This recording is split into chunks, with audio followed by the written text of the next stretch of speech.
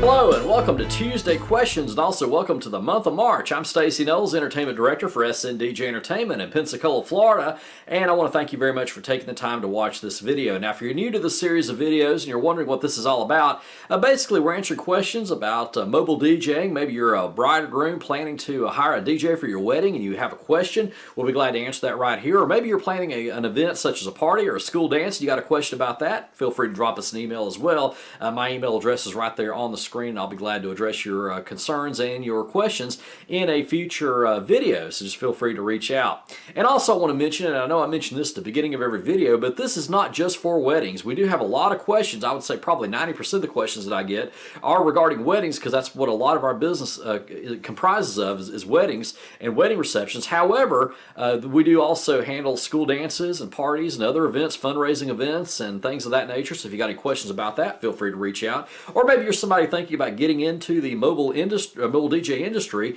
and you'd be interested in learning more about that. We could definitely talk about that. We'll talk more about the business end too. So if you got a question about that, feel free to drop me an email as well. So anyway, I'm here. I'm open to any questions that you have. So just feel free to reach out, and I'll be glad to answer any questions that you have. And let's go ahead and get started, okay? Now let's see what we got. Our first question today comes from Ashley. And she says, I'm not wanting all the bells and whistles of a wedding reception since this is my third marriage. Do you happen to have another alternative, because we don't want all the traditional wedding events?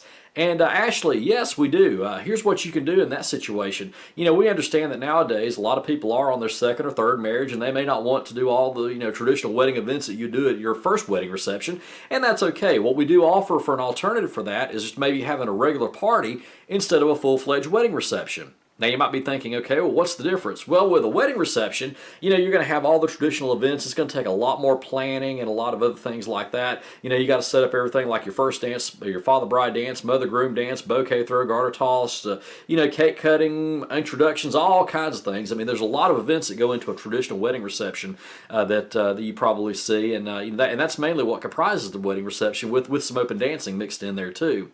However, when we talk about a party, that's mostly just open dancing. And that's what a lot of brides and grooms like to have if they're, maybe on their second or third marriage. They really don't want all those bells and whistles of the traditional wedding reception. And yeah, you can do that. And of course, there is a difference in cost, because with the parties, there's not as much planning that goes into them as there are with wedding receptions. And then a party can actually be, just formal, like a wedding reception. I mean, if you're looking to, have it still a formal event and a fun event, it could still be like that. It would just be more along the lines of something like, say, a corporate Christmas event, or maybe a 50th birthday party, a banquet or something like that, instead of a full-fledged wedding reception. And pretty much what we would do is we just play music from start to finish. And like I said, there is definitely a difference in price with that. We would just charge our party rates for that. But if you're interested, we could definitely talk more about that. Just send me an email or give me a call, or maybe just text me, whatever you want to do, and we'll definitely talk about that. But that definitely is an alternative you may want to consider if you're looking to into having an event that doesn't include a lot of traditional wedding events and that kind of thing. So yeah, we can definitely help you out with that. Okay, Tammy asks, I noticed you mentioned a DJ convention that you attend. What all happens at a DJ convention? And yeah, a lot of people want to know about that. They're like, okay, well, the DJ convention, does that mean all these DJs just get together and party for a week and just have a good time and all that other stuff? Okay, well, yeah, that's part of it. Okay, I do have to admit that when we all get together, we do like to have fun, because we only see each other once a year. But we actually do meet in Las Vegas for the annual Mobile Beat Las Vegas DJ convention, and that's actually coming up in less than a couple weeks. I'm going to be going out to Las Vegas, and this is going to be I want to say it's like my 11th year going, I believe. I've been going since 2009. So, yeah, I've been going every year since, and it's gotten bigger ever since, and just a really neat event. But what all happens there? Well, besides getting to see our DJ friends from all across the country and around the world, all of us getting together and hanging out and that kind of thing, that's part of it. But mainly we go there for a lot of the learning activities that we have to have. Now, what they normally do during these conventions is they have a lot of seminars, and not only do they talk about music, but they also have seminars and workshops on the business end of running a mobile DJ business. because you can imagine it's not all just about music. I mean, being a mobile DJ is actually running a business, and so there's a lot of seminars and a lot of workshops on running a business, like marketing and sales presentations and that kind of thing. But also we do get together. Like I said, we got a lot of DJ friends from around the world and around the country that we all get together and meet in Las Vegas, and it's our time to actually see each other. We consider ourselves a big DJ family, and I consider them my DJ brothers and sisters, and I love them just like they are my brothers and sisters. And we get together and we talk and we network, we share ideas, we watch videos of each other, and we help each other out. So a lot of the things you see in SNDJ Entertainment actually came from ideas that I've accumulated from going to the Mobile Beat DJ convention and meeting with other DJs, and we all share ideas, and that's what it's all about. And it's really a great chance for us to learn from each other and learn about the mobile DJ industry. We also get to see the expo hall, where they got a lot of the latest equipment, and some of that stuff we can't afford, but we still have to go play with it anyway. And there's just a lot of things that go on there. And I really consider this like our continuing education when it comes to becoming a professional mobile DJ, because the trend's always changing. I mean, I've noticed it changing a lot just since 2003, since I've been in it, and it's evolved a lot since then. And so we have to learn about the latest trends and that kind of thing. And so going to one of these DJ conventions, that is considered our continuing education, just like real estate agents have to go to to a workshop to receive their continuing education or something like that, or other professions. So that's what we do. And yeah, it's a lot of fun, but it is a real big learning experience as well. So that's basically what it is. Now, if you'd like to find out more about that, if you're interested in finding out what we do at the DJ conventions, you can always go to my other YouTube channel. I've got this YouTube channel that you're watching now, which is designed for clients, but I've also got another one that I've designed just for DJs, and you can go check that out. It's SNDJPNS is my name on there for that YouTube channel. Go to the playlist, and you can see a bunch of videos there from actually every DJ convention I've ever attended. So if you want to find out more about that and what we do, you can always go and check that out as well, okay? Alrighty, well, let's see. Bill asks, we're thinking of having our wedding at a venue that has an upstairs loft. Would you be able to set up in the loft? Well, Bill, yeah, we can, as long as it has an elevator access to get up to the loft. And that's, we can't really take the equipment up the steps because of insurance regulations. They wouldn't cover the equipment if it's dropped or something like that. So as long as we'd have elevator access, we would definitely be able to do that. However, this is just my personal feelings on this, and a lot of other DJs feel this way too. I would highly recommend not having your DJ set up in a loft like that. And the reason for that is, actually there's a couple of reasons, even if you do have an elevator. Number one is you're not going to get the good sound quality if your DJ is way above everybody else like that. You're not going to be able to hear the bass or anything like that. And so it's, the sound quality is really not going to be as good as if the DJ was down there on the floor level with everybody else. And another thing is you're going to be kind of isolating your DJ there. And at your wedding reception, a lot of people, want to make it easy to be able to come and talk to the DJ. And if they have to go climb steps, they're probably not going to do that. So it's going to be kind of hard for your DJ to take requests and things like that. At least that's what I've noticed from other DJs who have who've set up on a loft like that before. So yeah, your sound quality definitely would suffer from that. So I definitely would not recommend that. But what I would do is I'd recommend trying to configure your your seating arrangement and all that to where you can have your DJ right there at the edge of the dance floor. I think you'll be so much happier if you did that. But that's your short answer there. And again, if you have any other questions about that, just feel free to drop me an email and we can discuss it, okay? Okay, Timothy asks, for school dances, what kind of games do you offer? And we do offer games for both high school students and middle school students. And let me go ahead and just kind of tell you about middle school dances, because those are where we offer the most games.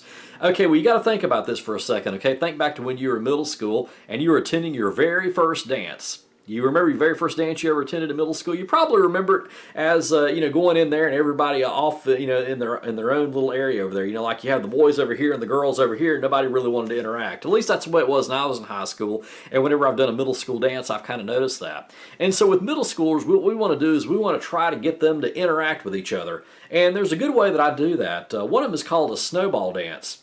And the way that works is I'll play a song and I'll have everybody come out on the dance floor and they start out dancing with somebody. And then about every 30 seconds, maybe 45 seconds or so, I'll say snowball, and they'll switch partners. And see, that way it gives everybody there a chance to dance with somebody. And usually the rule is we just say, if somebody comes up and asks you to dance with them, you dance with them. That's the best way to do it. And that kind of gets the boys and the girls to interact with each other, and that works out really well. And it kind of breaks the ice, and then it just kind of breaks that tension a little bit, because sometimes the boys are shy and they don't want to ask the girls to dance, and vice versa. And that usually works out well to get them to dance and interact, and they usually have a really fun time time with them. Now, something else that we offer for both middle school and high school students is at the dances, we can also offer trivia. And it's, again, this is up to the individual students if they want to do this or not. I usually ask them ahead of time. But with trivia, what we do is we'll ask a question about maybe music or history or something like that. Like, for example, let's say, who was our 16th president? Was it Donald Trump, Ronald Reagan, George Washington, or Abraham Lincoln? And the thing is, the other students, they can actually help the student out, and that we let them guess until they actually, get the right answer, and then they win a prize. So that's usually how that works, but the other students can help them out. So never had anybody ever lose at trivia, but it is a fun game, and it gets everybody involved with that too. Another game that we can also do is what we call the fast dance contest. What we'll do is we'll take something like the cha-cha slide or the Cupid shuffle or some kind of line dance like that. We just speed it up and let everybody dance to it and have a good time, try to keep up and all that good stuff. Now with that, since it's a big group activity, we usually don't award a prize because we don't have like a winner or anything. It's just a fun thing that we do that a lot of the students like, and again, that's really good at the high school level. So anyway, those are just some of the icebreakers that we do, and we could do a lot more too. And if you have any ideas on that, if you want to hire us to come do your school dance, you got some ideas on some games that your students would like to do, well, let us know. We'll be glad to do that. Again, my contact information is right there on the screen. Alrighty, Beth asked, when are you available to meet for a consultation? And a very good question, Beth, and the answer to that is we can definitely schedule a consultation really when it's convenient for you. My schedule is pretty flexible during the week. As you know, I work at the radio station, 1370 WCOA. I work in the morning shift there, so I'm usually off work by about 10 a.m. each weekday, and I can schedule a consultation with you pretty much any time after that. I've had a lot of brides and grooms, or even just regular clients who are looking to hire me for a party or anything like that. They may want to schedule a consultation in the evening, and we can definitely do that if you'd like to maybe meet in the evening after you get off work, or maybe even on the weekend too. We can do that as long as it's on a day that I don't have an event going on, or even perhaps on a Sunday if you'd like to do that. I've had a lot of clients I met with on Sunday mornings. We met for coffee on Sunday mornings, so if that works out best for you, we can do that. So just give me a call or send me an email or a text, and we'll go from there. We'll schedule it when it's best for you. We'll arrange to meet at a Starbucks somewhere close to you, and we'll just go from there. But yeah, we're real flexible when it comes to consultations, and regardless of what your work schedule is, we'll work around it, okay? Alrighty, Maria asked, do you donate your services for charity events and fundraisers? And yes, Maria, we actually do. Now, we do a limited number of free events per year, and in order for us to donate our services for a charity event or something like that, it has to be 100% nonprofit, and it does have to benefit a charity like the Cancer Society. We've done events for like the Leukemia and Lymphoma Society, even the Humane Society before, so it had to be something like that. Or maybe like a fundraiser for somebody in medical need, like let's say that there's somebody in our community that has cancer and they're needing help maybe paying their medical bills or something like that, and you want to have a fundraiser for them, we would donate our services for something like that. Or let's say somebody's been in a bad accident and they need help paying their medical bills, we can definitely help out with that as well and donate our services for events like that. But it does have to be 100% nonprofit and benefit some kind of charity or somebody in extreme need like that for us to donate our services. Now, for other fundraising events, like let's say you're a high school in a high school band, or maybe you're involved in a church or something like that, and you're doing a fundraiser to raise money for a trip or something like that, we can definitely help you out with that too. We can give you a discount on services for an event that you might be having. So best thing to do is probably just go ahead and give us a call, and we'll talk about your individual event and talk more about that. So send me an email, drop me a text, or just give me a call, and we can definitely talk about that, okay? Okay, that's going to wrap up this edition of Tuesday Questions. I want to thank you very much for taking the time to watch this video. And once again, if you do have any questions for a future episode of Tuesday Questions, please feel free to drop me an email, and I'll be glad to address those. I'll also email you back privately and answer your questions that way as well. So again, just feel free to reach out. And we'll see you next week. We got more questions coming up. And again, I want to remind you that this is not just for people living in Pensacola or the surrounding areas of South Alabama. If you live somewhere in the around the world or across the country, and you maybe stumbled across this on YouTube just looking for answers about mobile DJing, feel free to drop me an email, and I'll be glad to answer your questions as well. So again, this isn't just restricted to people in our area here in Pensacola, Florida.